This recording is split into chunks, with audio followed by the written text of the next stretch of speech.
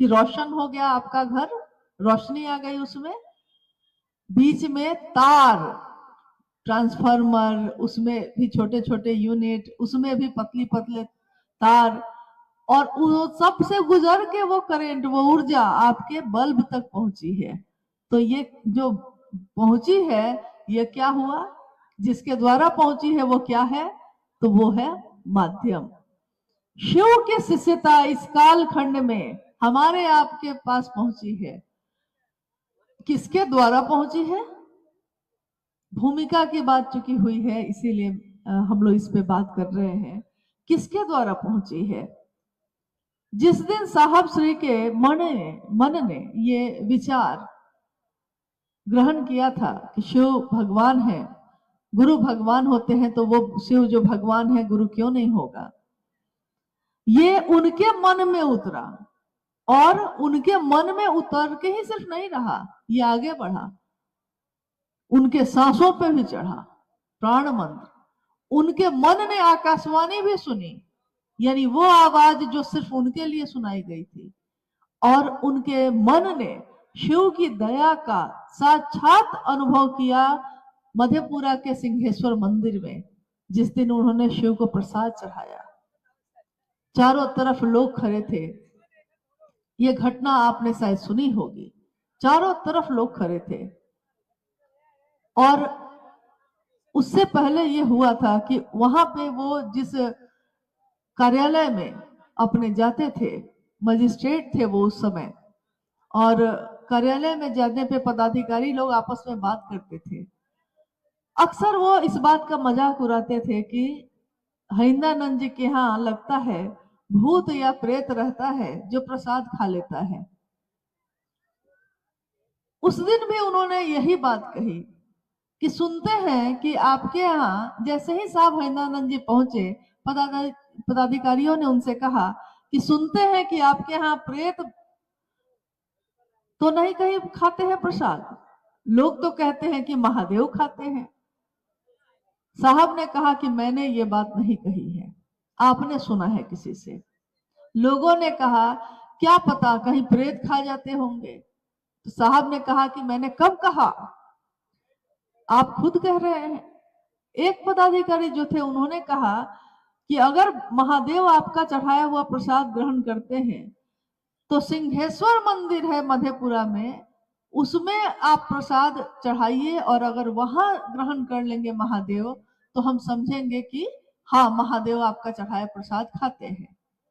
साहब ने कहा अपने पदाधिकारी सहकर्मी से कि क्या वहां प्रेत नहीं खाएंगे प्रसाद? उन्होंने उत्तर दिया और कहा कि नहीं, वहां नहीं खाएंगे, क्योंकि वो मंदिर जो है वो श्रृंगी ऋषि के द्वारा स्थापित है, और वो इतना ज्यादा जागृत है कि वहां नकारात्मक शक्तियां नहीं जा सकती। और इस घटना के बाद उन्होंने कहा कि अभी चलिए। अब अचानक जो ये घटना हुई तो साहब का मन अकबकाया, क्योंकि उनको ये नहीं पता था कि महादेव प्रसाद कैसे खा लेते हैं। वो तो पूजा घर में रखते थे अपने, और प्रसाद ग्रहण हो जाते थे, जो चीजें आती थी सब ग्रहण हो जाती थी, यहाँ तक कि कभी कोई फल बढ़ जाता था, कभी घट जाता था। लेकिन ये कैसे होता था ये इनको नहीं पता, ये तो बस इस भाव से चाहते थे। कर्म कांड क्या होता है, इसका तरीका क्या होता है, ये तो इनको पता ही नहीं था। इन्होंने कहा कि अब कोई उपाय है नहीं, चलना ही पड़ेगा। रास्ते में उन्होंने मां नीलमानंद जी को आवाज लगाई, घर के बाहर अपनी जीप रोकी और कहा नीलम जल्दी से बाहर आओ। मां नीलमानंद बाहर आई, उन्होंने कहा कि चलो ऐसे ऐसे चलना है, रास्ते में बताऊंगा। रास्ते में उन्होंने इस घटना को बताया। वहां पहुंचते पहुंचते मां नीलमानंद भी जान चुकी थी कि क्या हुआ है। रास्ते में उन्होंने 50 रसगुल्ले, एक अरुणा होटल है उससे खरीदे, और मंदिर पहुंचने तक ये समाचार चारों तरफ, जितने पंडित पुरोहित या आसपास के समाज के लोग थे, ये बात फैल चुकी थी कि जो साहब है मजिस्ट्रेट साहब, वो आए हैं, और उनके बारे में लोगों के बीच बहुत तरह की बातें फैली थी। चमत्कार जब होते हैं तो लोग कुछ समझते हैं, कुछ समझते हैं। लोगों के बीच ये था कि शायद ये मजिस्ट्रेट साहब बहुत बड़े तांत्रिक हैं। यहाँ तक था कि अगर इनके घर के सामने से कोई गुजरेगा तो वो भेड़ बना देंगे। इतना तक लोगों के बीच ये बात थी, जबकि यहाँ तो सारा खेला भाव का था, कुछ भी कर्मकांड नहीं थे। उस दिन क्या हुआ कि जैसे ही यह खबर फैली तो सारे लोग जुटने लगे। सबके बीच साहब ने प्रसाद के उस थाल को पकड़ा और अंदर शिवलिंग के पास गए। वो नहीं जानते थे कि कर्मकांड क्या होते हैं, तरीका क्या होता है। उन्होंने अपने मन को महादेव की दया के आश्रय में रख के कहा कि बुढ़ऊ इज्जत रखिएगा। महादेव को उन्होंने प्रेम से, कभी कभी वो बुढ़ऊ भी कहते, तो उन्होंने उस दिन भी, जो उनकी प्रेम की भाषा थी, जो उनके महादेव थे, अपने महादेव से ये कहा कि बुढ़ऊ इज्जत रखिएगा, और बाहर आ गए। कुछ क्षण के लिए बिजली चली गई, अंधेरा छा गया। जब तक कोई पेट्रोमैक्स लाता तब तक बिजली आ भी गई, और लोगों ने देखा कि शिवलिंग के पूरब के तरफ जो थाली रखी थी वो अब पश्चिम की तरफ है। प्रसाद की थाली में जो 50 रसगुल्ले थे उसमें से 15 रसगुल्ले गायब थे। बाकी जो बचे 35 थे वो लगता था किसी ने ब्लेड से काट के बराबर भाग में बांट दिया हो। लोग स्तब्ध रह गए और सोचते ही रह गए कि ये क्या हुआ। महादेव की दया की अनुभूति साहब श्री ने उस क्षण में की कि जहां कोई उनका सहारा नहीं था, जहां कोई कर्मकांड वो नहीं जानते थे, और उन्होंने बस अपने मन को अर्पित किया था। महादेव ने उनके इस मन की रक्षा की, उनके इस भाव की रक्षा की। इज्जत रखी है, शिव ने अपने शिष्य की इज्जत रखी, और कुछ नहीं हुआ। इन तीनों सूत्रों में पहला सूत्र साहब श्री ने बनाया, शिव से मन ही मन दया मांगना, क्योंकि उन्होंने कहा शिव की दया के बिना एक कदम भी आप आगे नहीं बढ़ सकते। अब आप कहिएगा कि उस माध्यम के बिना उस शिव की ऊर्जा हम तक आती कैसे? शिव की ऊर्जा इस धरती पे उतरती रही है पहले भी, लेकिन एक एक व्यक्ति तक पहुंच जाए। आकाश से बिजली तो गिरती रही है हमेशा, लेकिन उस बिजली को तार में गुजार कर लोगों के बल्ब तक कैसे पहुंचाएंगे, ये काम तो पहले किसी ने नहीं किया था। कभी कोई ऐसा आया जिसने ये सोचा कि बिजली तो है, इसको क्यों नहीं संरक्षित कर कर लोगों तक पहुंचाएं। साहब श्री के मन में शिव की वो ऊर्जा जो उतरी, तो जो उसको ग्रहण कर सकता है, जो उसको धारित कर सकता है, ऊर्जा तो वहीं उतरेगी, और उनके माध्यम से जगत के एक एक व्यक्ति तक पहुंची है।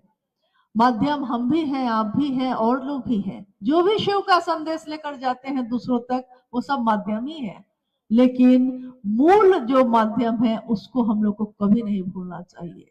और वो एकमात्र शिव की शिष्यता इस कालखंड में जो आज जन जन तक पहुंची है, उसके लिए साहब श्री हैं। मां नीलमानंद जी ने इस ऊर्जा का पोषण किया है, पल्लवित पुष्पित किया है। इसलिए शिव की शिष्यता इस धरा पे जो बढ़ी है, विस्तार पाई है, उसके माध्यम, उसको पहुंचाने वाले हम तक, आप तक, वो साहब श्री हैं, दीदी नीलमानंद जी हैं।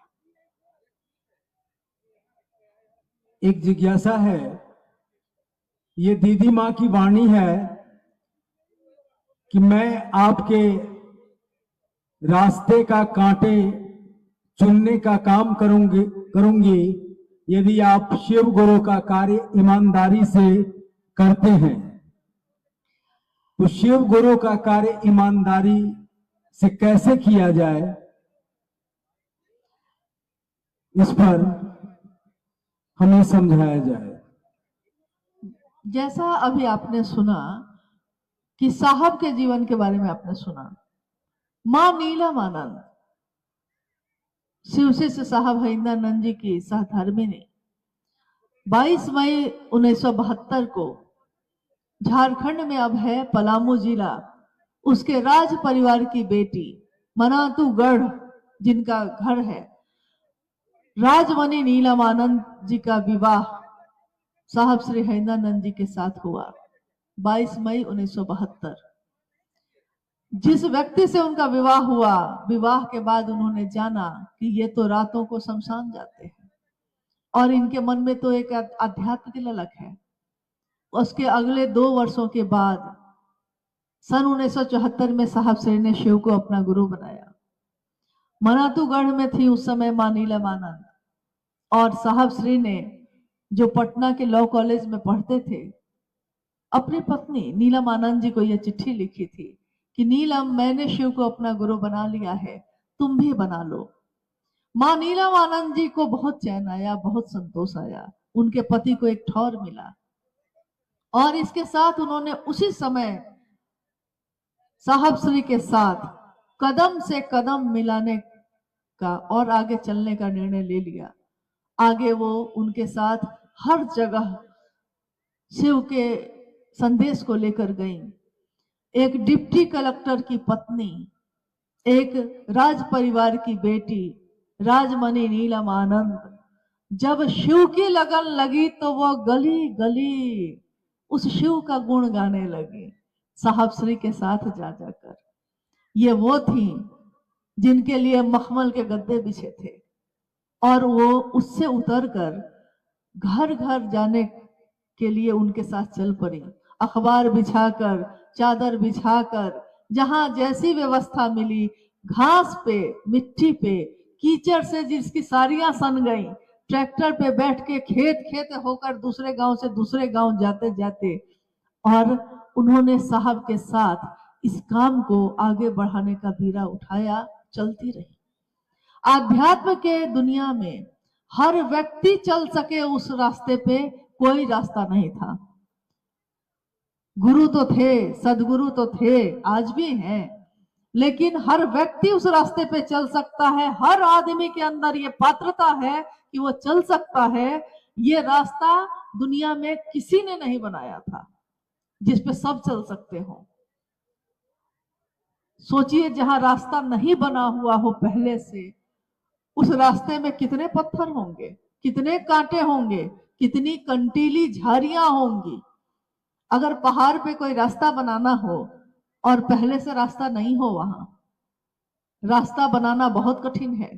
आध्यात्म के लिए, सबके लिए दरवाजा खोलना, जिसमें जाति का धर्म नहीं, जिसमें धर्म का बंधन नहीं, जिसमें वर्ण का बंधन नहीं, जिसमें पुरुष और स्त्री का बंधन नहीं, भेद नहीं, वो रास्ता बनाने में साहब और दीदी के मन प्राण घायल हुए, लहूलुहान हुए, और तब जाकर रास्ता एक बन सका, जिसपे आगे तो वो रास्ता बनाते गए और पीछे लोगों को कहते गए, आइए भगवान शिव को अपना गुरु बनाइए, उस भगवान को अपना बनाइए जो सबका है लेकिन आपका अपना नहीं है, उसको अपना बनाइए। और उसको अपना बनाने के लिए आप इस रास्ते पे चल सकते हैं। ये रास्ता, जिसमें रास्ता, पाथे, तीनों सूत्र हैं। पाथे मतलब रास्ते में जब आदमी को भूख लगती है ना, तो वो कुछ खाने पीने का सामान रखता है।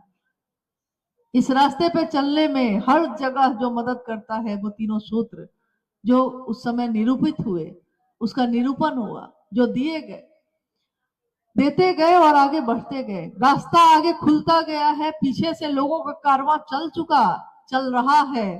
करोड़ों लोग, जहां पहले 1 लोग 2 लोग थे, आज करोड़ों लोग हैं जिन्होंने शिव को अपना गुरु बनाया।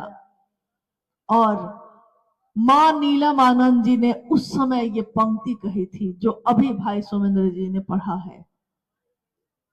दीदी नीलम आनंद जी ने अपने गुरु भाई गुरु बहनों से ये कहा कि मैं शिव के शिष्या नीलम आनंद, मैं आपके रास्ते पे जो कांटे होंगे उनको खुद झुक कर चुन लूंगी। शर्त एक ही है, बशर्ते गुरु कार्य में बेईमानी नहीं। उन्होंने उस दिन ये कहा कि गुरु के काम में बेईमानी मत करिएगा। जगत के लिए बेईमानी करते हैं, कोई बात नहीं, पाप भी यहीं का, पुण्य भी यहीं का, लेकिन महादेव का नाम लेकर महादेव के काम में व्यापार शिव के शिष्य नहीं करेंगे। और जो ऐसा नहीं करेंगे, जो सही मनसा से इस रास्ते पे बढ़ेंगे, उस रास्ते के कांटों को मैं झुककर चुन लूंगी, छाया बनकर सदैव आपके साथ चलूंगी। ये उनका उस समय का उद्घोष था। शिव तुम जागो, हे महादेव आप हैं, लेकिन सबके दिल में नहीं जगे हैं। उस शिव को जगाने की बात उन्होंने कही, कांटों को चुनने की बात उन्होंने कही। आज हम सब चल रहे हैं उस रास्ते पे, कितने आराम से चल रहे हैं। कार्यक्रम हो रहे हैं, घोषणाएं हो रही हैं, लोग शिव से बन रहे हैं, शिव से बन के अपने जीवन बिता रहे हैं, आनंद में हैं। लेकिन किसी ने ये काम नहीं किया होता तो आज हमारे दिल में ये आनंद नहीं होता। दीदी नीलम आनंद जी ने साहब के इस संकल्प में जो अपने जीवन की आहुति दी, लेकिन जीवन के साथ दी, उन्होंने जिया इस जीवन को। शरीर में उनकी दोनों किडनियां फेल थी। जब ये पता चला, लोगों ने कहा कि आपको लोगों से अलग होना पड़ेगा। डॉक्टर ने कहा उनको कि आप लोगों के बीच नहीं बैठ सकते क्योंकि दोनों किडनियां आपकी फेल हो गई हैं, शरीर की मौत हो जाएगी। और मां नीलम आनंद जी ने उस समय कहा कि जिस दिन मेरा अपने गुरु भाई गुरु बहनों से दूर रहना हो जाएगा तय, मैं उसी दिन चली जाऊंगी। जब मैं अपने गुरु भाई गुरु बहनों के साथ बैठ ही नहीं पाऊंगी तो इस जीवन का मैं क्या करूंगी। और महादेव के लिए से दूसरों के लिए मैंने कहा है, खुद के लिए नहीं कहूंगी, क्योंकि कोई प्रेम करने वाला अपने प्रेमी को, जिसको वो प्रेम करता है, कष्ट नहीं देता, दुख नहीं देता। जीवन में आए, महादेव का काम किया और शरीर का अंत हुआ, लेकिन ऊर्जा जो यहाँ उतरी है, आज भी असंख्य लोगों की अनुभूति है ये कि साहब और दीदी का साथ उनको मिलता है जब भी वो मांगना चाहते हैं, जब भी वो इसको पाना चाहते हैं। शर्त एक ही है, ये जो रास्ता बनाया है साहब श्री ने, ये जो रास्ते के कांटे चुने हैं मां नीलम आनंद जी ने, इस रास्ते पे अगर आप चलते रहेंगे तब न कांटे नहीं मिलेंगे। अगर आपने रास्ता बदल लिया तो मंजिल भी बदल जाती है, इसको याद रखिएगा। रास्ते बदलने वाले जो होते हैं वो मंजिल तक नहीं पहुंचते। मंजिल पे पहुंचना है तो जिसने रास्ता बताया है सही, उस पे विश्वास करिए। साहब श्री के विचारों पे, उनकी बातों पे विश्वास कीजिए। व्यक्ति पे विश्वास नहीं है मत करिए, लेकिन उनकी बातों पे विश्वास करिएगा। अपने शिव को देखने की बात उन्होंने कही। उन्होंने कहा तुम्हारा अपने शिव से क्या जुड़ाव है मैं नहीं जानता, लेकिन जिस शिव को मैं जानता हूं वो शिव चेतना जो निविड़ अंधकार में पड़ी है उस तल तक पहुंचकर भी जीवात्मा को शिव से एक में करते हैं। मैं उस शिव की बात करता हूं। मेरे शिव को, जिस शिव को मैंने देखा है, वो अद्भुत है, अद्वितीय है, अप्रतिम है शिव की शिष्यता, और इससे ज्यादा सुंदर और कुछ भी नहीं। संसार की सुंदरता खत्म हो सकती है, संसार का सत्य बदल सकता है। जैसे अभी तो कुछ दिन पहले हमारा सत्य क्या था, कुछ दिन पहले तक हम लोग पंखा अपना बनाए हुए थे, आज हम चादर को अपना बनाए हुए हैं, फिर कल उसको छोड़ेंगे। आज मौसम ऐसा है, कल गर्मी होगी, किसी दिन बारिश होगी। मौसम भी बदलते हैं, वक्त भी बदलता है, जरूरत भी बदलती है, और जरूरत के साथ हमारा आपका सत्य भी बदलता है। आज जो फूल खिले हैं शाम तक मुरझा जाएंगे, आज खिले हैं ये इसका सत्य है, लेकिन शाम तक ये सत्य बदल जाएगा। एकमात्र शिव के लिए ये कहा गया, शिव सत्यम शिवम सुंदरम। शिव सत्य है, जिसकी सच्चाई कभी नहीं बदलती। शिव सुंदर है, उस सुंदरता का क्षय नहीं होता कभी, उसकी सुंदरता कभी कम नहीं होती। उसी शिव को अपना गुरु बनाइए और दूसरों तक पहुंचाने की बात करिए। दूसरों तक उसी रूप में पहुंचाइएगा और उसी रास्ते पे चलते हुए पहुंचाइएगा जिस रास्ते का निर्देश, जिस रास्ते को दिखाया है साहब श्री ने। उन्होंने कहा है, इस पथ पे चलने वाले पथिक का, इस पथ पे चलने वाले पथिक का, जो आज हैं, आज भी जो पथिक हैं जो चल रहे हैं, या आने वाले समय में जो पथिक होंगे, जो चलेंगे, हजारों साल बाद भी अगर कोई चलेगा, मैं शिव का शिष्य हरिंद्रानंद उसका पद प्रक्षालन करूंगा। जब शिव के शिष्य अपने गुरु के लिए इस स्तर पे झुकने की बात करते हैं कि वो उन लोगों के पैरों की थकान भी दूर कर देंगे जो उस रास्ते पे चलेंगे, हमको आपको तो चलना है बस। आइए चलते हैं उस रास्ते पे जो उन्होंने दिखाया है।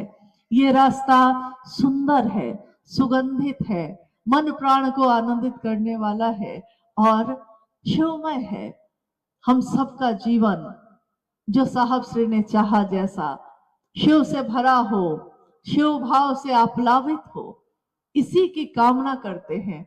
आपने जो ये कार्यक्रम आयोजित किया, इस कार्यक्रम के माध्यम से हर घर में शिव शिष्टता का दिया जले, लोग शिव से जुड़े। यहाँ व्यक्ति से जुड़ने की बात नहीं की गई। आपको हमसे, उनसे, इनसे जुड़ने की जरूरत नहीं। जो जहां है सीधे शिव से अपना जुड़ाव कर सकता है।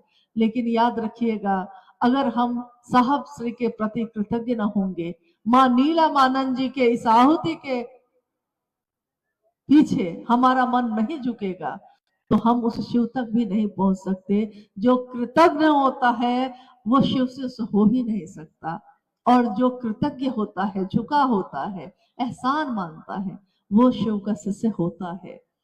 इसलिए उस रास्ते पे चलते जाना है, दूसरों को भी चलाना है।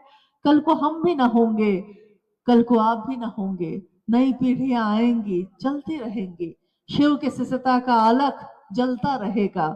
ये धरती जौनपुर की शिव के शिष्यता से पहले भी आप्लावित हुई है, लेकिन उस समय एक शिव के शिष्य दधीची हुए और देवताओं को जब जरूरत पड़ी, जब उनको ये पता चला कि एकमात्र उन्हीं की हड्डी से बना हुआ जो हथियार होगा उसी से उस राक्षस की मृत्यु होगी, तो उन्होंने अपनी हड्डी का भी दान दिया था। एकमात्र ऐसे ऋषि जो इस धरती के थे, शिव के शिष्य, जिन्होंने देवताओं को भी जरूरत पड़ी तो अपनी हड्डी का दान दिया है। यह उदाहरण है, लेकिन एक थे वो। आज लाखों करोड़ों शिव के शिष्य इस धरती पे, इस पूरे भारत वर्ष में, विश्व के कोने कोने में विचर रहे हैं। ये स्थापित मंदिर नहीं है, ये लोग एक जगह स्थापना हो गई हो ऐसा मंदिर नहीं है। ये चलते फिरते मंदिर हैं, जो जहां जाते हैं अपने गुरु शिव के नाम का दिया जलाते हैं। ये चलते हैं, दिखते हैं साधारण, लेकिन सीधे शिव की बात करते हैं, ना अपनी ना उनकी। जो आए हैं यही रह जाएगा। चलिए हम सब चलते हैं, दूसरों को भी चलाते हैं। यही कामना है कि हम सबका जीवन शिवमय हो, सुखमय हो, महादेव की दया सबके दिलों में उतरे। आप सभी के चरणों में प्रणाम। क्योंकि आपको लगेगा कि ये मेरा तो था ही नहीं, ये मेरा है ही नहीं। मेरा घर मेरा है, उसकी सफाई हम करते हैं, उसकी देखभाल हम करते हैं। मेरा परिवार, मेरे बच्चे, मेरा पति, मेरी पत्नी, मेरे माँ बाप, यानी जिस भी चीज से मेरा जुड़ा है, मेरी संपत्ति, मेरी जमीन, जिस चीज से भी मेरा जुड़ा हुआ है, उसके प्रति हमारा मन परवाह करता है। और ये परवाह आपके लक्षण दिखाई दे जाते हैं कि आप कितनी परवाह किसकी करते हैं। हमारे ही समाज में, हमारे ही परिवार में ऐसे कितने लोग हैं, एक माँ के बच्चे हैं, एक माँ की संतान है, लेकिन जब बड़े होते हैं और संपत्ति का बंटवारा होने लगे तो क्या होता है, मन से भाई के प्रति भाव ही खत्म हो जाता है। एकदम पक्के दुश्मन नजर आने लगते हैं उस समय।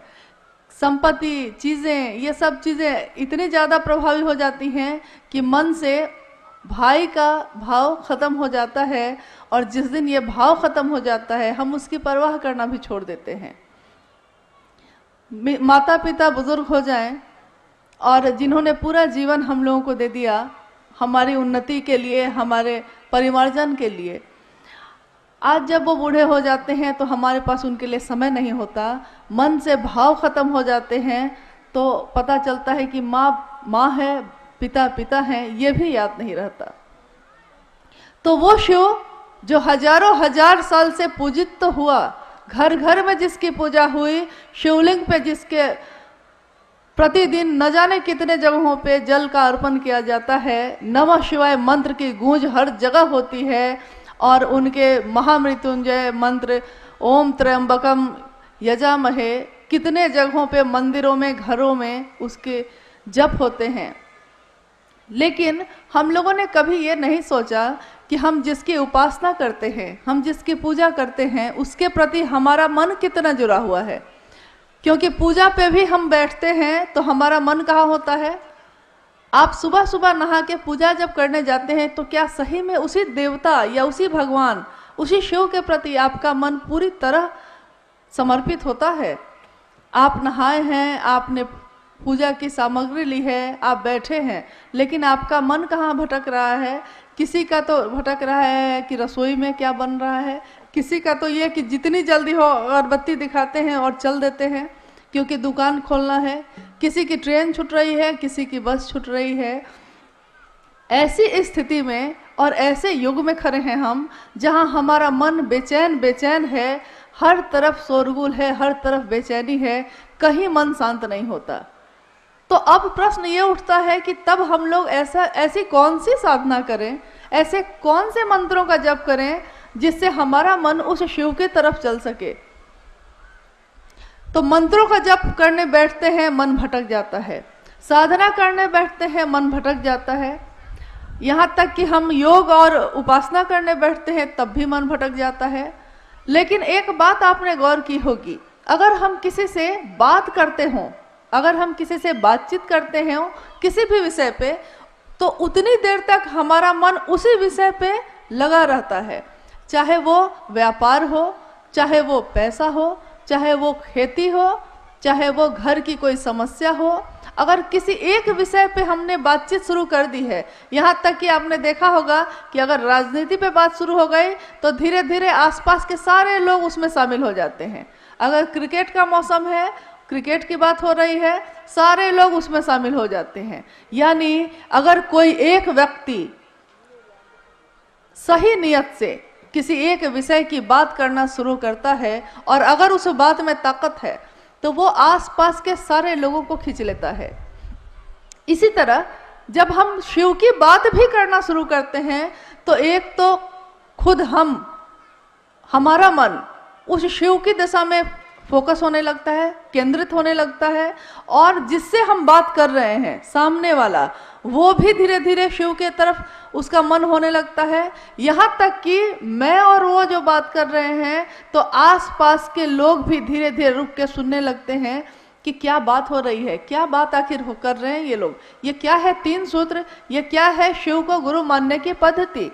क्योंकि शिव के जगत गुरु स्वरूप की बात कोई नई बात तो नहीं है। ये हजारों, जब से ये दुनिया है, जब से उस शिव ने इच्छा की और सृष्टि सृष्टि हुई, तब से ये दुनिया कायम है और तब से शिव के सारे रूप भी कायम हैं। लेकिन अगर कोई बहुत अच्छा डॉक्टर हो और हम उससे दिखाने ही नहीं जाए तो उस डॉक्टर की कोई गलती नहीं होती। हम में बीमारी है और हम जाते ही नहीं दिखाने। यहाँ तक कि अगर दूसरे कहते भी हैं कि अमुक डॉक्टर बहुत अच्छा है, जरा आप वहाँ क्यों नहीं दिखा लेते, तो हम सोचते हैं कि अच्छा उसने कहा है कभी दिखा लेंगे, या फिर क्यों दिखाएं, उसके कहने पे क्यों दिखाएं, तो नहीं जाते। इसमें उस डॉक्टर की कोई गलती नहीं, गलती तो हमारी है कि हमने सुना भी जाना भी लेकिन हम गए नहीं। बहुत सुंदर कोई स्कूल है और हम अपने बच्चे को भेजेंगे ही नहीं तो न तो उस स्कूल का कोई दोष है, न तो उस स्कूल में पढ़ाने वाले शिक्षकों का कोई दोष है। दोष उसका है जिसने सुना तो है, जाना तो है, लेकिन समझ के भी वहां गया नहीं। शिव गुरु है, जगत के गुरु हैं। ये आज हम और आप नहीं कह रहे हैं, ये तो हमारे ग्रंथों में लिखा है, हमारे उपनिषदों में लिखा है, शास्त्रों में लिखा है कि वो विश्व गुरु हैं, वो आदि गुरु हैं, प्रथम गुरु।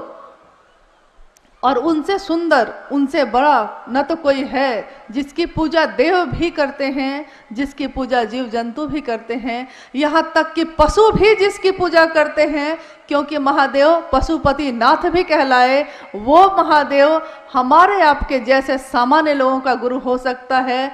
इससे बड़ी बात, इससे असाधारण घटना इस जीवन में, इस दुनिया में नहीं घट सकती। क्योंकि आज तक हम लोगों ने तो यही सुना था, जाना था और समझा भी यही था कि वो शिव ईश्वर है, बहुत दूर है उसकी सत्ता, बहुत ऊपर है वो। और हम कहाँ बहुत साधारण लोग, हमारे पास है क्या, न हमसे मंत्र जप होता है, न हमारा मन केंद्रित होता है, न हमें संस्कृत आती है, न तो हमें बहुत सुंदर कोई बात आती है, तो वो शिव मेरा नजदीकी कैसे हो सकता है?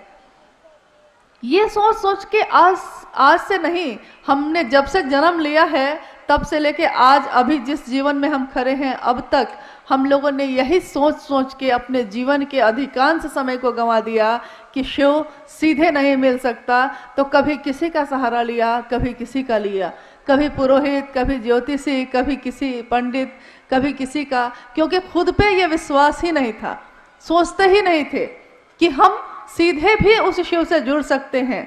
इसी काल में आप कहेंगे कि आखिर किसी व्यक्ति का नाम क्यों लिया जाता है जब शिव की बात हो, लेकिन आपने सुना होगा शिव की पूजा जिसने भी की, शिव की भक्ति जिसने भी की, शिव का शिष्य जो भी हुआ, शिव उसी के नाम से प्रसिद्ध हुए। यहाँ तक कि उनके बड़े बड़े मंदिर भी अपने भक्तों के नाम से हैं। शिव अपने शिष्यों से जाने जाते हैं, शिव अपने भक्तों से जाने जाते हैं।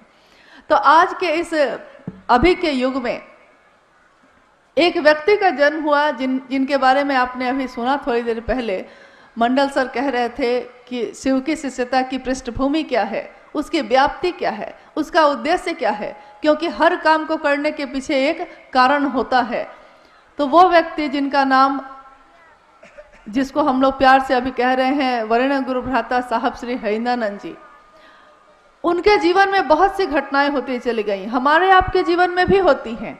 लेकिन आपने सुना होगा कि सेब तो रोज गिरा था, न्यूटन को ही क्यों दिखाई दिया कि सेब नीचे क्यों गिरता है? आप कहेंगे कि हमने भी देखा था, आपने भी देखा था, देखा तो सबने था, लेकिन जिसने लोगों को बताया नाम तो आज उसी का आता है। तो शिव गुरु हैं, विश्व गुरु हैं, जगत गुरु हैं, आदि गुरु हैं, प्रथम गुरु हैं, देवों के देव हैं। ये हमने सुना है, कहानियों में पढ़ा है, अपने बुजुर्गों से सुना है, मंत्रों के जप में सुना है, लेकिन आज तक हम लोगों ने न तो ये समझा न किसी और को बताया। तो जब साहब श्री हरिंदानंद जी के जीवन में कुछ ऐसी घटनाएं हुई जिससे उनका मन ये सोच के कि शिव, जब गुरु के बारे में कहा जाता है कि गुरु साक्षात पर ब्रह्मा, तो वो पर ब्रह्मा यानी शिव, ईश्वर शिव, वही गुरु क्यों नहीं हो सकता? क्योंकि हम लोगों ने आज तक यही सुना था कि गुरुर ब्रह्मा गुरुर विष्णु गुरुर देवो महेश्वर, गुरुर साक्षात पर ब्रह्मा गुरुर देवो महेश्वर, गुरु भगवान होता है, गुरु महेश्वर है। तो वो महेश्वर, वो शिव खुद गुरु क्यों नहीं हो सकता? ये सोच कर ही साहब श्री हरिंदानंद जी ने शिव को गुरु बना लिया। और उससे पहले वो जितनी भी साधनाएं उन्होंने की थी, चाहे वो शमशान की साधना हो या योग हो या मंत्रों का जप हो, सब कुछ छोड़ दिया और कहा कि शिव अब मेरे गुरु हैं और अब जो करेंगे वही करेंगे।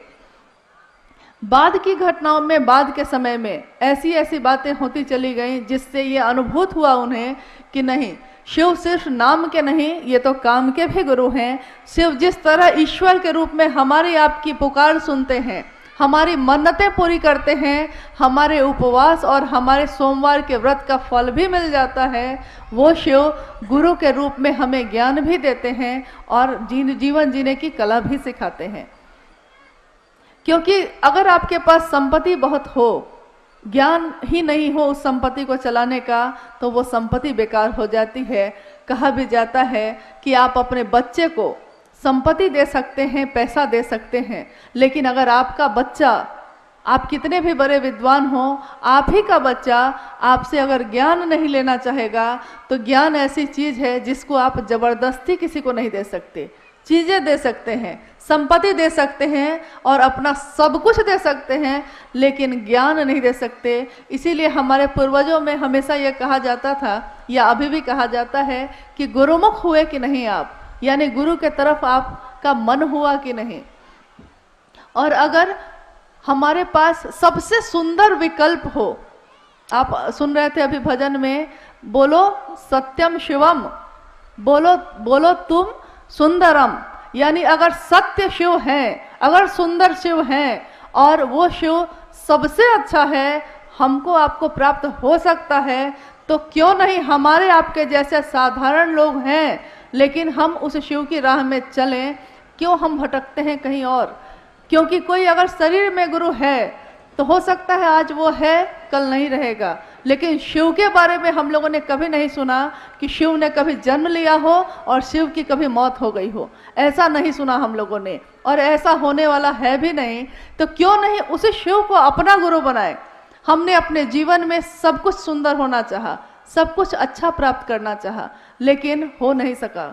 हमेशा चाहा कि सबसे अच्छा हो, सबसे ज़्यादा संपत्ति वाले होते, सबसे सुंदर होते, हमेशा अच्छा होता मेरा। लेकिन सोचते कुछ हैं, आज अभी बहुत सुंदर कुछ हो रहा है, अगले पल पता चलता है कि तबीयत बिगड़ गई है और हॉस्पिटल में आप नजर आ रहे हैं। अगले ही पल मेरा शरीर है, मेरा दिल है, मेरा दिमाग है, अगले पल में क्या सोचने वाला है, अगले पल में धड़केगा या नहीं धड़केगा, यहाँ तक कि मेरे रगों में बहने वाला खून का भी प्रेशर बढ़ेगा कि घटेगा, इस पे भी हमारा नियंत्रण नहीं। हमारे शरीर पे तो हमारा नियंत्रण ही नहीं, हमारी सांसों पे तो हमारा नियंत्रण ही नहीं, तो हम आखिर किस अहंकार में जिए जा रहे हैं? जब सब कुछ उस शिव की दया से प्राप्त है, तो क्यों नहीं उस शिव का नाम ले? हमने अपने जीवन में सबका नाम लिया है, हमने अपने जीवन में सबके लिए किया है, यहाँ तक कि अपने जीवन के हर संबंध के लिए समय निकाला है, चाहे वो मेरा बच्चा हो, चाहे वो मेरे पति हो, चाहे वो मेरे माँ बाप हो, चाहे वो मेरे दोस्त हो या संबंधी या पड़ोसी हो। यहाँ तक कि अनजान लोग भी अगर मुसीबत में पड़े होते हैं तो हम उनके लिए भी समय निकाल लेते हैं। लेकिन दुर्भाग्य कैसा है कि शिव की जगत में ही हम शिव के नाम का प्रचार करने की मुहिम में जुटे हैं। इससे बड़ा दुर्भाग्य हमारे आपके लिए नहीं हो सकता कि शिव गुरु हैं, ज्ञान देते हैं, ये बताना पड़ता है, ये समझाना पड़ता है। लेकिन चलिए, ये भी सौभाग्य हमारा है कि हमें ये सौभाग्य इस जीवन में मिला कि हम उस शिव के लिए कुछ तो कर सकेंगे। जिसने सब कुछ दिया है उसके लिए हम अगर थोड़ा भी कर सकें, अगर मेरे इस बोलने से, मेरे इस जीवन में कुछ भी ऐसा करने से कुछ लोग अगर शिव की दिशा में चलने लगते हैं, तो इससे बड़ा सौभाग्य एक शिव के शिष्य के लिए कुछ भी नहीं हो सकता। शिव का शिष्य अपने गुरु के लिए कुछ नहीं दे सकता, क्योंकि वो शिव शरीर में दिखाई नहीं देता। न तो उसको आपके किसी भी वस्तु की चाह है, न तो उसको आपके रुपए पैसे की चाह है, न तो प्रसाद का भोग ही खाता है वो तो निहंगी शमशानी मदमस्त शिव है, हमारे गुरु हैं वो। और गुरु जैसा होता है शिष्य भी वैसा ही होता है। आपने देखा होगा कि हमारे जीवन में कुछ ऐसी घटनाएं होती हैं कि किसी ने कुछ कह दिया है, हम उस बात को भूल नहीं पाते, हमारा मन उसी बात पे टिका रहता है कि उसने ऐसा क्यों कहा। दुखी हैं हम, मन ही मन दुखी हैं, जबकि दुख का कोई कारण नहीं है। जिसके लिए सोचना था उसके लिए नहीं सोचा, जिसके लिए नहीं सोचना था उसी पे सोचे चले जा रहे हैं। तो जब भी आपका मन बेचैन हो, जब भी आपका मन अशांत हो, यह 3 सूत्र आपके बड़े काम आएंगे। और ये हम नहीं कहते, हम लोग ये कहने नहीं आए हैं कि नहीं आप करिए ही, ये तो एक जांच का विषय है। आप परीक्षा कर सकते हैं, आप करके देख सकते हैं। अगर आपको लगे कि नहीं इसका कोई परिणाम नहीं है तो आप स्वतंत्र हैं नहीं करने को। लेकिन अगर आपको लगता है कि शिव का नाम लेने का परिणाम है तो उस शिव को भूलिएगा मत। इस शिव के कार्य में हमारी आपकी सहभागिता यही रहेगी कि हमने क्या किया है। पूरी दुनिया ने सब कुछ किया शिव के लिए, लेकिन मैंने क्या किया, ये मुझको थोड़ा विचार करना होगा, थोड़ा रुकना होगा। हर व्यक्ति शिव का नाम ले रहा है, शिव से प्राप्त कर रहा है, लेकिन उस शिव के प्रति कृतज्ञता ही नहीं है, कोई एहसान ही याद नहीं है, तो हम कैसे शिव की संतान, या हम कैसे शिव के शिष्य, या कैसे हम भक्त। यानी आइए आज हम लोग थोड़ी देर में उन साहब श्री हरिनंदन जी की बात सुनेंगे, जिन्होंने अपने जीवन में, वो ज्वाइंट सेक्रेटरी कैबिनेट बिहार सरकार से अवकाश प्राप्त एक प्रशासनिक पदाधिकारी रहे। उनके परिवार के में भी शिक्षा का ही माहौल रहा। उस माहौल में एक ऐसी संतान बन के वो निकले जिन्होंने अपने जीवन, लौकिक जीवन में तो अपना जो चरम था उसको देखा ही, पारलौकिक जीवन में भी लोगों का एक जो आवेश पैदा करना होता है, एक जो संदेश देना होता है। क्योंकि हमको भी कुछ मिलता है, लेकिन हम में से कितने लोग ऐसे हैं जो कुछ बढ़िया मिला हो तो चाहते हो कि दूसरे को भी थोड़ा बांट दें। इस जगत में, इस दुनिया में हर व्यक्ति इसी चाह में चलता है कि कौन मुझको जान ले, कौन कहाँ मेरी स्थापना हो जाए, मैं ही गुरु क्यों नहीं बन जाऊं, क्यों नहीं ये सारे लोग मेरे ही शिष्य बन जाएं। ऐसे जगत में शिव के शिष्य भी आए हैं जिन्होंने कहा है कि जब वो जगत गुरु शिव स्वयं गुरु है तो क्यों नहीं हमारे आपके जैसे लोग उनको गुरु मानते हैं। कहाँ कहाँ भटकते रहेंगे और कब तक भटकते रहेंगे। शिव के शरण में चलें, शिव के पास चलें, शिव से दया मांगें, शिव की चर्चा करें और उस शिव को उन्हीं के पंचाक्षरी मंत्र नमः शिवाय से प्रणाम करने का थोड़ा अभ्यास करें। थोड़ा मन में ये अभ्यास आ जाए कि मन जप ले उस शिव का नाम। कहा जाता है कि सांसों की माला पे, सांसों की माला जन्म से शुरू होती है और मौत के साथ खत्म हो जाती है। उन सांसों की माला पे जप लूं मैं शिव का नाम। हे शिव, आप मेरे गुरु हैं, मैं आपका शिष्य हूँ, मुझे शिष्य पे दया कर दीजिए। ये कह आप अपने मन से कह के तो देखिए, देखिए उस शिव की दया तो चल ही रही है। हम ही लोग उनकी तरफ नहीं जाते, हमारा ही मन नहीं जाता। थोड़ी उस शिव की चर्चा करके देखिए क्या होता है जीवन में। थोड़ा उस शिव को नमः शिवाय मंत्र से प्रणाम करके देखिए। इसके लिए भी आपको न तो कहीं जाने की जरूरत है, न तो किसी भी चीज की जरूरत है। सांस चलती है आपकी, आती है और जाती है। उसी सांस पे आप बहुत सहज और सरल ढंग से नमः शिवाय का अभ्यास कर सकते हैं। जब सांस अंदर जाती है मन में सोचिए नमः जाता है, जब सांस बाहर आती है सोचिए कि शिवाय जाता है। नमः शिवाय, नमः शिवाय, ये एक ऐसा वर्तुल कायम करता है जो हमारे मन में भी उस शिव की गूंज पैदा कर देता है।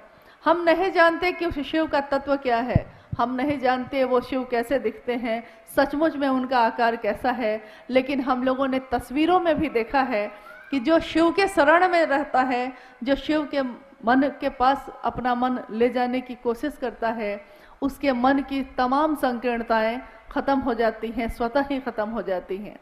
साहब की लिखी हुई एक किताब है शिष्यानुभूति, छोटी सी किताब है। क्या आप लोगों के पास, किसी के पास है वो किताब? आप लोगों में से किसी के पास शिष्यानुभूति है? कभी पढ़ा है आपने?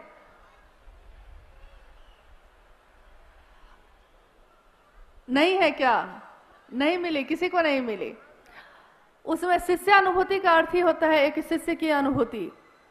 और आपको सुन के अच्छा ही लगेगा कि उसका मूल्य यही है, मूल्य के आगे लिखा हुआ है आपका शिव का शिष्य होना। आप शिव के शिष्य हो जाएं, यही उस किताब का मूल्य है। एक शिष्य की अनुभूति के बदले में हम और इससे ज्यादा कुछ नहीं दे सकते। तो उसमें लिखा है साहब ने कि शिव भाव के शिखर की तलहटी में ही समस्त संकीर्णताएं तिरोहित हो जाती हैं। ये जो हमारी दुनिया बटी हुई है जाति, धर्म, संप्रदाय, लिंग, वर्ण और भेदों से, ये सारे भेद स्वतः ही खत्म हो जाते हैं जब हम शिव की बात करते हैं। आपने देखा होगा सावन के समय में हम लोग सोचते हैं कि शिव के लिए जल लेके चले, सारे लोग एक साथ चलते हैं नमः शिवाय बोल बम बोलते हुए, और एक साथ शिव के भजन, शिव के गीत गाते हुए चलते हैं। हम भूल जाते हैं कि हम किस जाति के हैं, हम भूल जाते हैं कि हम किस संप्रदाय, कहाँ के हैं, कैसे हैं, क्या रंग रूप है हमारा, अमीर है या गरीब है। थोड़े दिनों की यात्रा में अगर शिव की गूंज होती है, शिव का नाम लेते हैं, तो हमारे मन की ये सारी संकीर्णताएं खत्म हो जाती हैं। सोचिए अगर पूरे जीवन में ये गूंज हो जाए, पूरे जीवन के पल प्रतिपल और हर सांसों में उस शिव को नमन हो जाए, तो क्या नहीं हो सकता। एक शिव के शिष्य के लिए कुछ भी असंभव नहीं है। मानव ही ऐसा है जो जीव से शिव हो सकता है, जिसमें एक संभावना है। ठीक वैसे ही जैसे एक बीए में एक संभावना होती है पेड़ बन जाने की, संभावना है वो, लेकिन अगर आप उसको रोपिएगा नहीं, उसको धरती में गाड़िएगा नहीं, उसकी सेवा नहीं करिएगा, तो उसमें से, उस बीए में से, उस बीज में से पौधा नहीं निकल सकता, फूल पल्लवित और पुष्पित नहीं हो सकता। शिव का प्रेम भी हम में, आप में जन्मजात ही पैदा होने के साथ ही है, लेकिन हम लोग उस शिव के प्रेम को भूल गए हैं। आइए इस शिव गुरु महोत्सव के माध्यम से, शिव की बात के माध्यम से हम अपने मन में बड़े उस बीए को थोड़ा सिंचित करें, थोड़ा सींचे। अपने मन के भाव से, अपने विचारों से, अपनी बोली से, अपने प्रणाम से, ताकि हमारे मन में भी शिव की शिष्यता पल्लवित हो, पुष्पित हो और हमारा आपका जीवन भी शिवमय हो। थोड़ी देर में साहब श्री हरिनानंद जी से हम लोग सुनेंगे कि कैसे हम अपने गुरु की दिशा में चल सकते हैं, किस तरह चलें, क्या करें।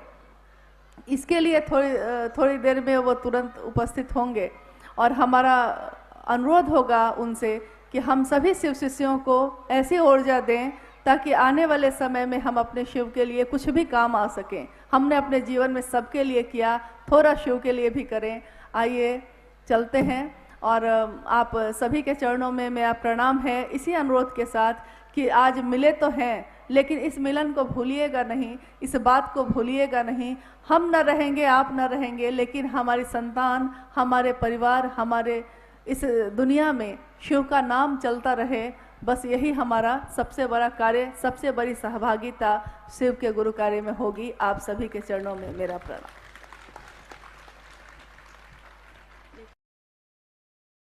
मिलेगा, महादेव से भी आप मन से ही मिले हैं, तो इतना साहस नहीं हुआ कि कम से कम कहते हैं कि अरे झूठा ही सही, पल भर के लिए कोई हमें प्यार कर ले, झूठ ही सही, लेकिन झूठ झूठ भी अगर कहिएगा ना, अच्छी बात कहिएगा तो मन को अच्छा ही लगता है। जैसे कोई आया है, अब आ गया है आपके घर में, आप उसको याद नहीं कर रहे थे, लेकिन सामने आया तो बोलते हैं आप, अरे देखिए आप आ गए, अभी अभी आप ही को याद कर रहे थे। तो सच्चाई तो यह है कि आप याद नहीं कर रहे थे, लेकिन झूठ ही बोला है कम से कम, तो सामने वाले को तो सुख दिया ना आपने, खुश हुआ, सच में हमको याद कर रहे थे, बड़ा खुश हुआ। हाँ, तो महादेव को कम से कम झूठा ही सही कह देते अभी आप कि हाँ हम सब मिल लिए हैं, नहीं। तो महादेव से हम मिल सके, इसके लिए है ये तीनों सूत्र, शिव को गुरु बनाना और ये तीनों सूत्र करना। यानी कि शिव की शिष्यता की पृष्ठभूमि क्या है? पृष्ठभूमि ये है कि आगे आने वाले लोग जो जगत में आएंगे वो शिव को अपना गुरु बनाएंगे। कैसे, कौन सी विधा काम करेगी? क्योंकि आप कह सकते हैं कि जब साहब हरिनानंद जी ने शिव को गुरु बनाया था तो उन्होंने 3 सूत्र किसी से नहीं पाया था। क्या उनके पास 3 सूत्र थे? क्या साहब हरिनानंद जी के पास सन 1974 में जब उन्होंने शिव को गुरु बनाया तो साहब हरिनानंद जी के पास 3 सूत्र थे? नहीं थे। लेकिन जिसके पास 3 सूत्र नहीं होगा और कोई बताया भी नहीं है, वो करेगा क्या? करेगा क्या? पहला सूत्र कहता है कि अपने गुरु शिव से दया मांगिए, मन ही मन। यहाँ भी मन से कहा गया, मन ही मन अपने गुरु शिव से दया मांगिए। तो हम मन ही मन महादेव से दया मांगते हैं। कोई शिव का शिष्य होगा और कोशिश करेगा और कोई काम नहीं होगा, फिर कोशिश करेगा, नहीं होगा, क्या करेगा तब? जब लाख कोशिश के बाद भी हमसे काम नहीं हो सकेगा तो मेरा मन जब हार जाएगा, थक जाएगा, तो हम क्या करेंगे? हम दया ही तो मांगेंगे, क्योंकि जब हमसे कुछ हो ही नहीं रहा है तो एक ही उपाय बचा ना कि हे महादेव आप हम पे दया करिए, अपने शिष्य पे दया करिए। तो जब तीनों सूत्र नहीं थे साहब के पास और उनका मन हर जगह से धोखा खा रहा था, ठोकर खा रहा था, तो एक दिन हार कर उनके मन में महादेव से यही पुकार लगाई थी, हे शिव आप मेरे गुरु हैं, मैं आपका शिष्य हूँ, मुझ शिष्य पर दया कर दीजिए। दूसरे सूत्र में हम शिव की चर्चा करते हैं। अब अभी अभी आपने सुना कि शिव की चर्चा, पूर्व में शिव की चर्चा का प्रचलन नहीं था, लेकिन शिव की कथा का प्रचलन था। जैसे राम कथा, कृष्ण कथा या शिव पुराण की कथा, ये सब तो प्रचलन हजारों साल से है। हर जगह गांव देहात में भी हम लोग यहाँ होता था, नहीं होता था? शिव कथा का कहा लेते हैं, पूजा रख लेते हैं। लेकिन शिव चर्चा ये शब्द जो है ये कब आया? जब शिव शिष्यता की व्याप्ति होने लगी, शिष्यता बढ़ने लगी, शिव की चर्चा का विस्तार होने लगा, तो साहब ने ये बात कही कि ये क्या है, ये जो बातचीत है आपस की, इसको क्या कहते हैं? इसको कहते हैं शिव चर्चा। अब साहब कहते हैं कि मेरे गुरु शिव ने इतना ही कहा था कि तुम जो करते हो दूसरे को करने को कहना। अब उन्होंने ये नहीं कहा था कि शिव की चर्चा करने में फोटो भी लगाना, प्रसाद भी चढ़ाना, नाच गाना भी करने लगना, नहीं, बाजा भी लगाइए लेना। ये सारी बात तो मेरे गुरु महादेव ने नहीं कही थी मुझको। उन्होंने तो कहा था कि हर व्यक्ति से बात करे, क्योंकि बात करने से ही सबसे ज्यादा सामने वाला आपकी बात को ग्रहण कर सकेगा, सुन सकेगा। बाजा लगाना गलत नहीं है, आपको जरूरत है बाजा लगाइए। तस्वीर या प्रसाद रखना गलत नहीं है, ये तो प्रचलन हजारों साल से आया है। लेकिन शिव चर्चाओं में जब आप जाते हैं 2 या 3 घंटे के लिए, और उसमें अगर हम ये सारे कर्मकांड करने लगेंगे तो 2 घंटे का समय है। अब उसी 2 घंटा में बारी बारी से सबको चर्चा भी करनी है, और मेरे महादेव का कैसे काम बढ़े इस पे भी बात करनी है। तो उसी 2 से 3 घंटे में ये सारे काम करने हैं। अगर आपके पास है ये चीजें, आप तो कर लीजिएगा। लेकिन साहब हरिनानंद जी के पास तो बहुत सारी चीजें थी। डिप्टी कलेक्टर ही थे, उनकी पत्नी राजमणि नीलम आनंद राज परिवार की बेटी भी थी। अभी आपने सुना कि मां नीलम आनंद जी का ननिहाल था मसनौडी, इसी कोडरमा जिले में, और काफी समृद्ध परिवार रहा है। तो किसी चीज की कमी थी क्या उनको? वो अगर शिव चर्चा कराते तो क्या क्या रखते वहां? अगर साहब और दीदी माँ शिव चर्चा का आयोजन करें तो उनको क्या क्या रखना चाहिए? उनके पास तो थी ना भाई, सब कुछ, सारी व्यवस्था थी ना। लेकिन उन्होंने कभी भी ऐसा नहीं किया। उन्होंने ऐसा किया जो गरीब से गरीब आदमी भी जिस काम को कर सकता हो। यानी राज परिवार की बेटी, डिप्टी कलेक्टर की पत्नी अखबार बिछाकर जमीन पर बैठी। क्यों? उनके लिए तो सोफा था, वो क्यों बैठी थी अखबार पे उस दिन? इसलिए बैठी क्योंकि अगर वो नीचे बैठेंगी तब नीचे घास पे बैठने वाले लोग, झोपड़ी में रहने वाले लोग तब उनकी बात सुनेंगे। इसके लिए आपको उनके स्तर पे बैठना होगा, आपको उनके स्तर पे जाके बात करनी होगी, तभी वो आपकी बात को सुनेंगे, तभी वो आपको अपना समझेंगे।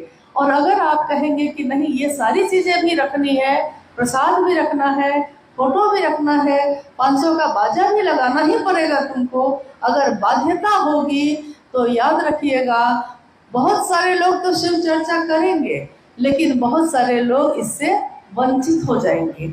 और हमको आपको कोई ऐसा काम नहीं करना चाहिए जिससे कोई टूट जाए या कोई छूट जाए, क्योंकि साहब ने हमेशा कहा है कि कोई टूटे नहीं, कोई छूटे नहीं। न कोई टूटना चाहिए मेरी बात से, न कोई छूटना चाहिए। वो भले हमको छोड़ दे, लेकिन मैंने शिव को गुरु बनाया है तो मेरा यह कर्तव्य है कि मेरे तरफ से ये काम नहीं होना चाहिए। अब मैंने कहा कि ये संगोष्ठी है, तो आइए हम लोग कुछ जिज्ञासाओं पे बात करते हैं। एक सामान्य जिज्ञासा है बहुत गुरुवानों के तरफ से, इस तरह भी रखा दीदी बात भी की है। जिज्ञासा है कि दूसरे प्रकार के सत्संग में वहाँ के लोग नाचते और झूमते थे, क्या दीदी शिव चर्चा में हम लोग भजन के क्रम में नाच और झूम सकते हैं कि नहीं? दीदी का इस पर वो भी है, लेकिन हम दीदी से पुनः निवेदन करेंगे। अच्छा। कि प्रश्न है यही आप लोगों का कि दूसरे प्रकार के सत्संग में वहाँ के लोग नाचते और झूमते हैं, क्या शिव चर्चा में हम लोग नाच और झूम सकते हैं कि नहीं? दीदी से हम लोग आप इस संगोष्ठी में बैठे हैं, शिव चर्चा ही हो रही है यहाँ पे, लेकिन गीत भी हुए हैं, संगीत भी बज रहे हैं, लेकिन क्या हम में से कोई उठ के झूम रहा है? कोई नृत्य कर रहा है क्या? लेकिन नृत्य कर रहा है मेरा मन, मेरा शरीर नहीं। क्योंकि मन तो आपका सही में तरंग में तो आएगा ही, मन को ही तो कोई चीज प्रभावित करती है, तरंग में आएगा, कोई गलत नहीं है। लेकिन नृत्य करने के लिए भी कोई जगह होनी चाहिए। अब मेरे बेटे का ब्याह जिस दिन होगा तो खूब नृत्य करेंगे हम, क्योंकि भाई वो तो घर का मामला होगा। लेकिन हाँ, मेरे ही विवाह में साहब और दीदी की तस्वीर है, लेकिन शिव चर्चाओं में नहीं। शिव चर्चाओं की अपनी एक गरिमा है, एक मर्यादा है। क्योंकि अभी अभी मैंने कहा कि दो गुरु भाई, एक गुरु भाई ने हाथ उठाया कि मां नीलम आनंद जी से वो शरीर में मिले हैं। अब ये दो आदमी पे कितनी बड़ी जिम्मेदारी है ये बताने की कि ये नीलम आनंद जी थी कौन। क्योंकि जो ये बताएंगे उसी से ना आप जानिएगा कि नीलम आनंद जी कौन थी। ठीक वैसे ही समाज में, समष्टि में उतरा हुआ व्यक्ति अगर दिल में, अगर अपने हृदय में शिव की शिष्यता को धारण करके नहीं उतरेगा तो समाज में जो भी संदेश आप दीजिएगा समाज को वही समझ में आएगा। क्या शिव चर्चा नाच और गान है तो आप ही उत्तर दीजिए कि है। क्या शिव की चर्चा करना नाचना और गाना है, ऑर्केस्ट्रा है ये, तमाशा है ये? नहीं। क्योंकि साहब की चर्चाओं में भी आपने सुना होगा कि चढ़ के सूली पे मंसूर बोला। मंसूर एक फकीर थे जो कहते थे खुदा है। तो वहां के जो राजा थे, बादशाह थे, उसने कहा कि मैं खुद खुदा हूं। मंसूर ने कहा कि नहीं, तुम नहीं हो। तो बादशाह को गुस्सा आया और उसने कहा कि सारे लोग मेरी पूजा करेंगे कि मैं खुदा हूं, लेकिन एक अकेला मंसूर जो है मानने को तैयार नहीं था। और जो ऐसा करता था उसको फांसी की सजा होती थी, सूली पे चढ़ा दिया जाता था।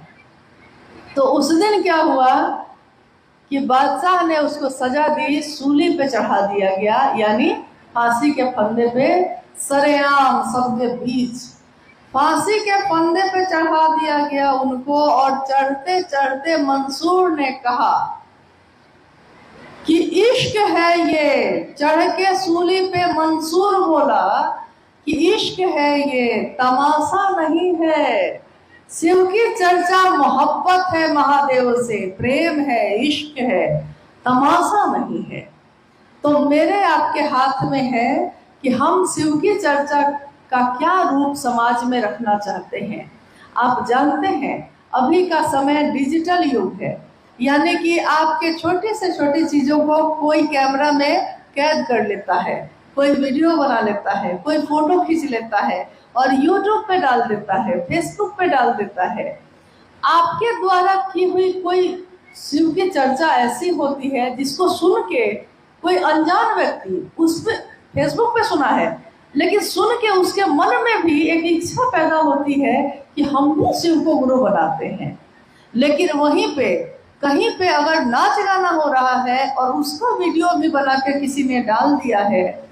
तो अभी कुछ दिनों पूर्व एक पत्रकार ने फोन पे वार्ता के क्रम में मुझसे पूछा कि आपका नंबर बहुत मुश्किल से मिला मुझको, क्योंकि मैं इस पे सर्च कर रहा हूँ कि पिछले 10-20 वर्षों के बीच में ये शिव की चर्चा बहुत ज्यादा बढ़ती चली जा रही है।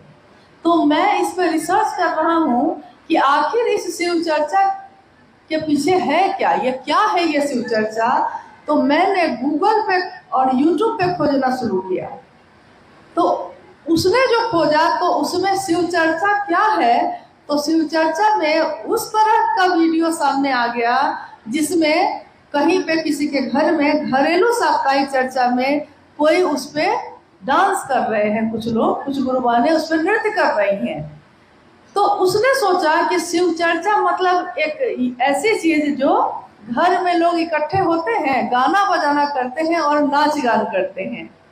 अब आप सोचिए कि कहाँ से शिष्य सहरिंदानंद जी की ये कल्पना कि जीव शिव हो सकता है, और कहाँ एक पत्रकार की नजर में जब वो सर्च कर रहा है तो उसको वीडियो सामने आ रहा है कि शिव चर्चा नाच गाना है। साहब ने कहा कि मैं चाहता हूं कि आप ऐसा काम करिए कि अगर कहीं से आप गुजरिए तो आपको देखकर लोग कहें कि शिव के शिष्य जा रहे हैं। लेकिन आप अभी कहीं से गुजरते हैं तो लोग आपको देख के कहते हैं कि क्या कहते हैं, कौन जा रहे हैं, कौन लोग हैं, शिव चर्चा वाले हैं। जैसे कोई बाजार में बिकती हुई कोई चीज है। शिव शिष्यता तमाशा नहीं है, शिव शिष्यता व्यापार और तिजारत नहीं है, शिव की शिष्यता मोहब्बत का रास्ता है। तो वैसे ही अगर शिव चर्चा में कोई ऐसा करता है, आपका कर्तव्य है कि आप उसको जाकर समझाइए कि आपको ये सब करना है अपने घर में करिए, जो करना है आपको अपने घर में करिए, आपकी इच्छा है। लेकिन शिव की चर्चा में इस तरह की चीजों से बचिए। वहाँ एक मर्यादा है, आपके गुरु की बात हो रही है, आपके गुरु शिव की बात हो रही है, तो शिव की प्रतिष्ठा हमारे आपके हाथ में है। लोग देखकर कहेंगे कि शिव शिष्य ये करते हैं, तो बहुत सारे लोग तो अपने घर की बेटी को, अपने घर की अपनी पत्नी को, अपनी माँ को, अपने भाई को शिव चर्चाओं में नहीं भेजना चाहेंगे। कोई भेजना चाहेगा ऐसे जगह पे? नहीं भेजना चाहेगा। इसलिए मेरा अनुरोध है कि अगर कहीं पे ऐसा होता है, क्योंकि हर जगह तो ये नहीं होता होगा, तो कहीं पे अगर ऐसा हो रहा है तो आप जाकर समझाएंगे, हाथ जोड़ के समझाइए, नीचे झुक के समझाइए, तो वो जरूर समझेंगे। अब इक्का दुक्का कोई नहीं समझेगा तो उसको अपने गुरु की दया के आश्रय पे छोड़ दीजिएगा। लेकिन इतना तो करिए कम से कम कि जो इसको समझा सकते हैं उसको समझाने की कोशिश करिए। ऐसा तो बहुत है, समय भी धीरे धीरे अपने गति से बढ़ रहा है, लेकिन हम चाहेंगे दीदी से कुछ प्रश्न। बहुत सारे लोगों की जिज्ञासा आई कि शिव की शिष्यता क्रांति नहीं है, जागरण है। कृपया दीदी समझाने का कष्ट है। शिव की शिष्यता क्रांति नहीं है, एक जागरण है। साहब श्री ने इस पर कुछ कहा है, दीदी से लोग सुनना चाहते हैं। देखिए, उसी शिष्यानुभूति किताब में एक पंक्ति है कि शिव की शिष्यता क्रांति नहीं, एक जागरण है व्यक्ति के आध्यात्मिक एवं मानसिक तल का। आध्यात्मिक यानी जो ईश्वर की तरफ चलने का रास्ता दिखाए, मानसिक यानी जो मेरे मन में चलता है लगातार। मन क्या है? तो मन विचार को पैदा करने की मशीन है, एक अदृश्य मशीन, दिखाई नहीं देती, लेकिन जो दिखाई नहीं दे रहा है वो हमको आपको नचाए हुए है, यानी दिखाई कहीं नहीं दे रहा है। लेकिन मन, आप कहते हैं कि मन दुखी है, आप कहते हैं कि मेरा मन आज बहुत खुश है, यानी कि वो मन अगर दुखी है तो आपका शरीर भी ठीक है, अगर मन सुखी है तो शरीर ठीक है, मन दुखी है तो शरीर भी शिथिल है, यानी कि वो मन आपको नचाए हुए है। आज मन को ये अच्छा लग रहा है, आज मेरा मन ये करने का नहीं है, मन आपको घुमाए हुए है।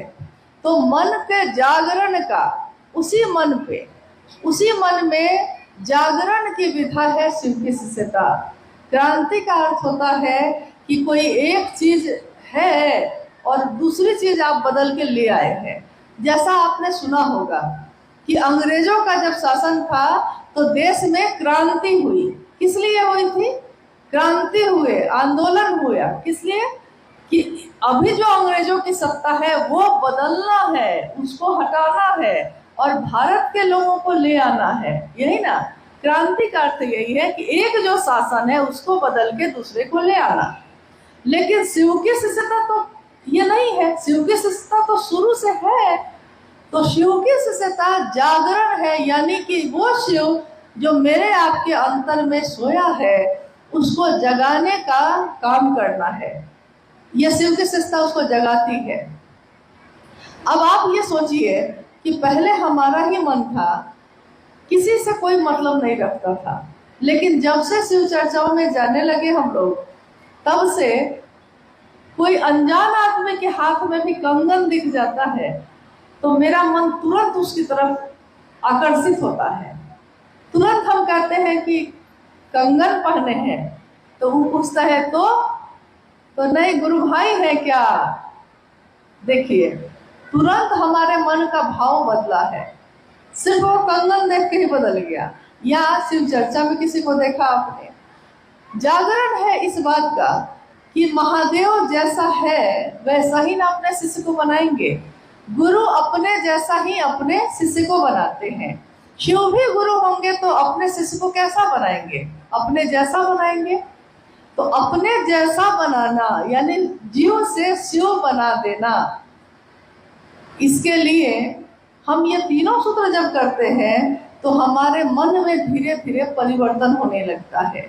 शिव से दया मांगना, शिव की चर्चा करना, शिव को प्रणाम करना, हम करते बस यही 3 काम है। देखने में बहुत आसान लगता है ये कि इसमें क्या है, हम तो ये काम कभी भी कर सकते हैं। लेकिन जो चीज देखने में आसान लग रही है वो आसान होती नहीं है। दया मांगना बहुत कठिन है। दया का अर्थ होता है कि पूरी तरह टूट कर गिर जाना, समर्पित हो जाना। तुम ही अब जो करोगे सो है, नहीं तो हम अब कुछ भी नहीं है। आमी यंत्र तोमी यंत्रिमा, मैं बस यंत्र हूँ, तुम इस यंत्र को चलाने वाले हो। जब तक हमारे मन में ये भाव नहीं होता तब तक हमारा मन दया नहीं मांगता सचमुच में।